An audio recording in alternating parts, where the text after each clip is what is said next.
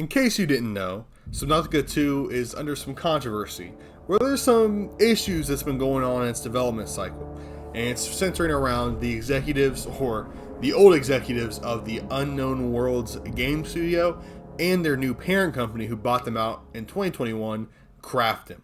So in this video, I kind of want to dissect what's going on here and really go over the point-by-point situation that's happening here. I'll give you guys the full context of the situation. I think it's important to start this off by saying Subnautica is an absolutely iconic IP. It's considered one of the greatest survival games of all time, if not the greatest survival game of all time. It was released back in 2014 in early access. It's a beautiful looking game. It's super fun to play. It's your favorite YouTuber's favorite game, basically. I mean, you think of a YouTuber that doesn't have at least a 100 video playthrough of Subnautica. There's not too many that don't. Even I played through Subnautica at some point on this channel like 8 years ago, back when I was like 14. So I actually deleted those videos because I don't want anyone here to 13-year-old, 14-year-old me be a squeaker and, you know, people do what they want with that. So the videos aren't here anymore. Basically, everyone's played Subnautica, and I'll give you the full breakdown of the situation starting from the very beginning. So let's do it right away. Subnautica was originally created by Unknown Worlds, and they released it in early access in 2014. Unknown Worlds, the game company itself, has been around since 2001, so it's a fairly old game studio.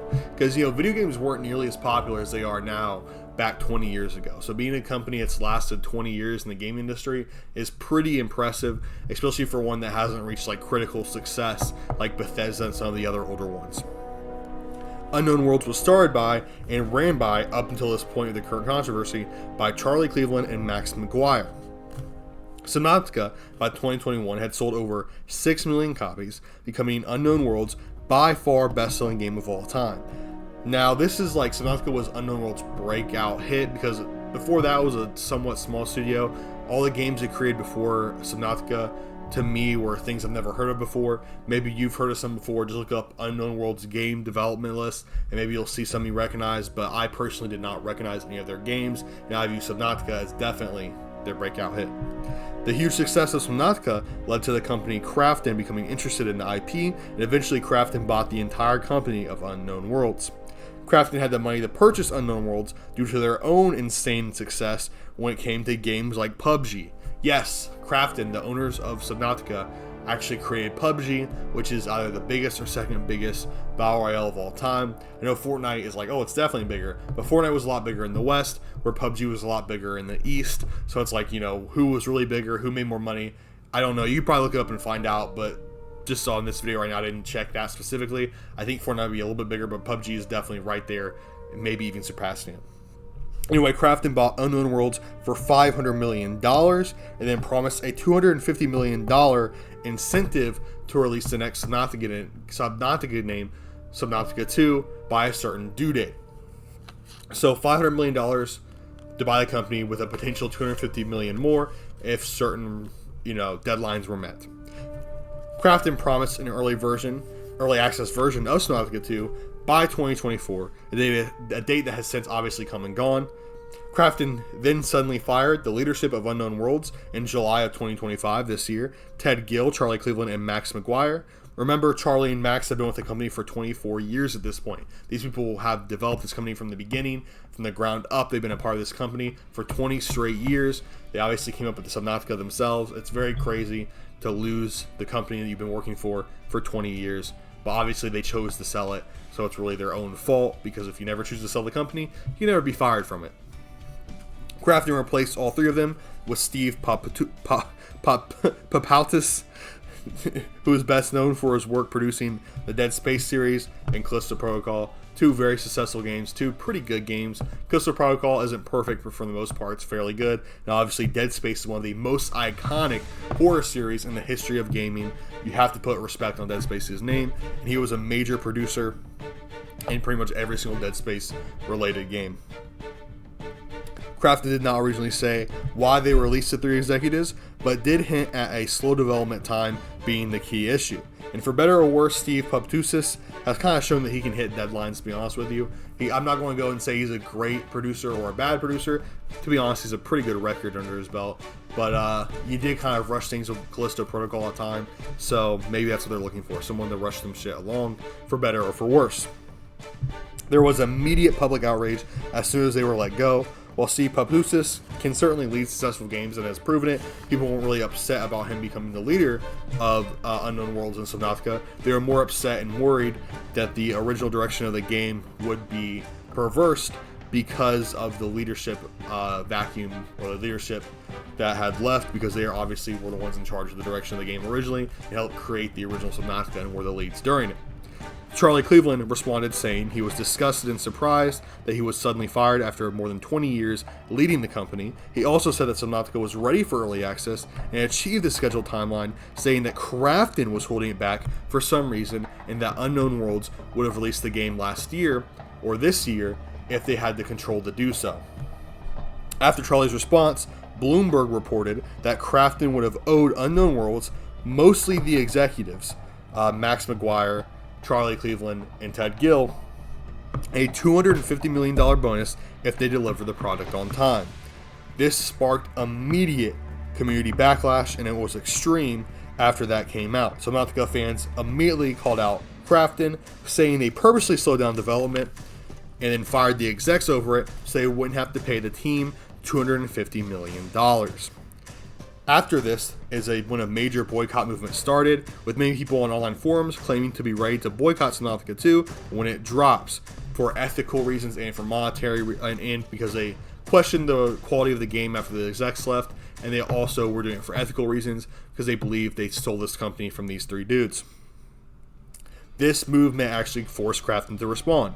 Krafton responded in an extremely aggressive way, a way that is not typically seen by PR firms when they're advising companies. Krafton said right away that Charlie Cleveland and the other execs were essentially absent. They were like absentee fathers of Unknown Worlds. They weren't helping develop the game. They were slowing down the development process. They were cutting content to try to release the game in early access to meet the deadlines so they get paid. They didn't actually care about the game, and they were cutting very important things from the game to speed up development.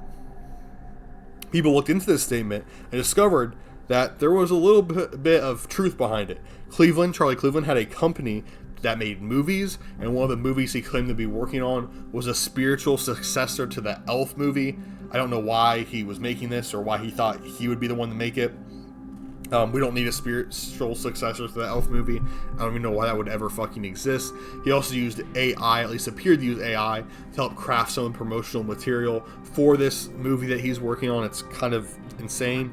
And then not only that, an interview with Anthony Gallegos came out, Subnautica's lead design lead, where he said Cleveland is not currently working on the Subnautica 2, the game, but is instead working on a Subnautica movie with his movie company and is not part of the game. Which is strange because, as far as we know, there wasn't any plans for a movie as far as I could tell. And Gallegos said that Cleveland was more focused on film production than he was game development. Or he essentially said he wasn't focused on game development at all and was just focusing on film production. This somewhat kind of solidified what Krafton said to a certain extent. It did provide some proof that Krafton claims were based in reality. However, Charlie Cleveland and co. decided to still sue Krafton, with a large amount of fans still supporting them, thinking they're the good guys against the big bad evil company. And obviously they're suing them for the $250 million bonus. They said they got fired so that Krafton wouldn't have to pay them out. Due to public pressure, or maybe it was already planned, Krafton announced that the parts of the $250 million bonus that was supposed to go to the development team would still go to them, and that Krafton would just keep the bonus that was meant to go to the executives. So obviously, most of the money of the bonus was meant to go to Charlie Cleveland, Ted Gills, and I'm sorry, saying their names over and over again, it's like beating my brain in. Oh my gosh, I can't. Ted Gills, Charlie Cleveland, and Max McGuire. Oh my gosh, I forgot his name. Most of the money was supposed to go to them of that $250 million. But Krafton said the parts that weren't supposed to go to him was supposed to go to the development team, still would go to the development team as a bonus, as long as the game was released in early access by 2026. The lawsuit is ongoing. We don't know the results of it. We don't know what it means yet, but more information will come out as the lawsuit continues. That will either back up Krafton or Charlie Cleveland and Co. Leaked files also came out most recently on how far along Subnautica 2 was, and they show that it was far behind schedule and that parts of the game had been cut or been not implemented to help push along the development cycle and try to release it as soon as possible.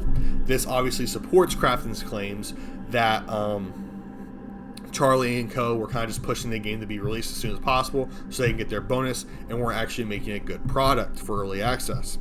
Krafton quickly confirmed that these files were real, which is something you wouldn't typically do as a company. You wouldn't typically say, hey, these files showing showing our game in a bad state are real, guys. You wouldn't normally do that, but the reason they did it is because they thought the PR gained from pointing out how bad Charlie Cleveland and Co. was bigger than the PR lost for the game being in such a bad state currently. And that's kind of what they're betting on. Anyway, up to that point, that's the whole story pretty much. Those are the most important bits of the story. If you learned something new, please let me know. If you didn't, I do apologize. Right now, I think the biggest issue, in my opinion, with this whole controversy is that people are framing Charlie and Co. as like the good guys fighting back against the big evil company. Guys, Charlie Cleveland, Max McGuire, and Ted Gill are all multi-millionaires. They're all rich executives, and they are all greedy, and we're taking most of that $250 million bonus for themselves and not giving it to developers. So these guys are not the good guys. Krafton is not the good guys. The only good guys in this situation are the developers who are working hard on Subnautica 2. I hope the game turns out great for their sake, and it comes out by 2026 so they get their bonuses, and that you shouldn't boycott the game. You should play the game if it's good. Don't play if it's bad. That's what you should do. Buy the game if it's good. Don't buy it if it's bad. That should be your thought process. Don't boycott the game for the sake of random executives that are millionaires and don't care about you. But that's all I have for this one. Stay blessed, guys. Stay happy. I hope to see you all in the next one. And yeah, this was fun covering this, looking into this. This is an insane drama. Some of the most insane drama going on in the gaming industry right now. And, you know, it sucks that's happening in Subnautica. But at the same time, looking into stuff like this is pretty entertaining because it's not like, you know, it's not like petty, like YouTube drama between YouTubers. It's like real, like, you know, huge like company drama between games that have like multi-million-dollar assets and stuff like that. It's cool. It's cool. But yeah, stay blessed, guys. Stay happy. Hope to see you all in the next one. Subscribe if you enjoyed or learned something new. Goodbye.